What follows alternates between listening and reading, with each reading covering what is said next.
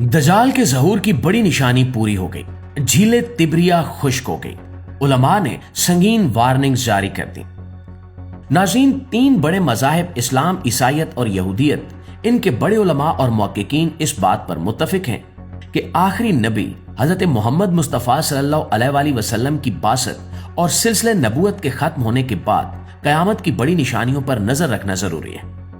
इनमें सबसे नुमाया फितना दजाल, हजरत इमाम मेहदी अलैहिस्सलाम और हजरत ईसा अलैहिस्सलाम का ज़हूर शामिल है, जिन्हें कुर्ब क़यामत की वाज़ेह और नाकाबिले इनकार निशानियां करार दिया जाता है। फितने दजाल के हवाले से रिवायात में एक अहम निशानी झीले तिब्रिया के खुश्क होने को बताया गया है, जिसके मुकम्मल या नुमाया तौर पर खुश्क होने के बाद दजाल को अल्लाह के हुक्म से रिहाई मिलेगी। यही वजह है कि तीनों मज़ाहिब के उलमा इस झील की हालत पर गहरी नजर रखे हुए हैं।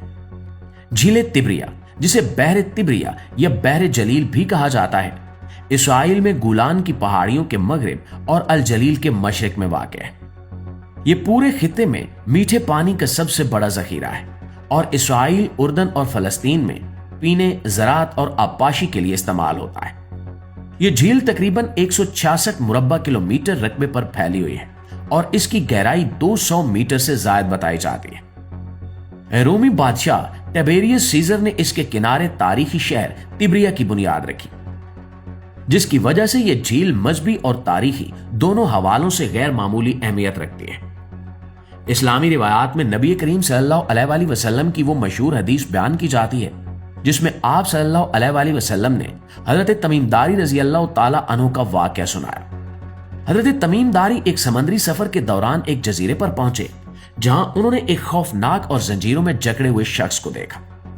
उस शख्स ने दुनिया के हालात के बारे में सवाल किए और खास तौर पर तिब्रिया झील के पानी के बारे में पूछा, और जब उसे बताया गया कि इसमें अभी बहुत पानी मौजूद है तो उसने कहा कि अनकरीब ये झील खुश्क हो जाएगी और तब इसे रिहाई मिलेगी। नबी अकरम सल्लल्लाहु अलैहि वसल्लम ने इस वाक़े की तस्दीक फरमाई और दजाल के खरूज को क़यामत की बड़ी निशानी करार दिया। नाज़रीन, ईसाई मजहब में झीले तिब्रिया को हजरत ईसा अलैहिस्सलाम से खास निस्बत हासिल है।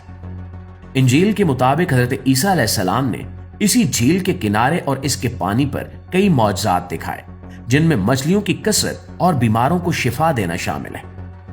यहूदियत में भी यह झील निहायत मुकद्दस समझी जाती है और बाइबल में इसे बहर जलील कहा गया है। यहूदी रिवायात के मुताबिक तिब्रिया का शहर इनके 4 मुकद्दस तरीन शहरों में शुमार होता है और यहीं फलस्तीनी या यरूशलेमी तलमूद की तदवीन हुई। आज भी यहूदी त्योहारों के मौके पर बड़ी तादाद में लोग इस झील के किनारे जमा होते हैं। हैरानकुन बात यह है कि जदीद साइंसी रिपोर्ट्स के मुताबिक झीले तिब्रिया की पानी की सतह वाकई कम हो रही है।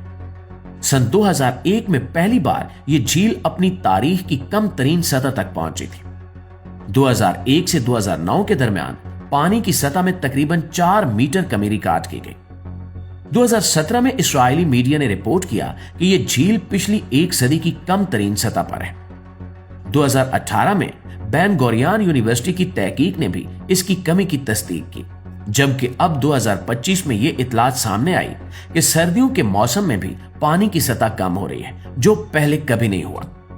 दोस्तों, मुस्लिम उलमा इन हकायक को अहादीस में बयान करदा निशानियों के साथ जोड़ रहे हैं और इसे कुर्बे क़यामत की तरफ एक और कदम करार दे रहे हैं।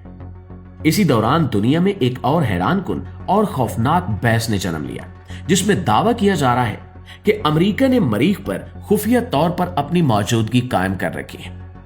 बाज लीक रिपोर्ट्स के मुताबिक अमेरिकी खुफिया इदारे CIA और नासा ने दहाइयों पहले मरीख पर जिंदगी के आसार दरियाफ्त कर लिए थे, मगर ये मालूमात तमाम दुनिया से छुपाएगी।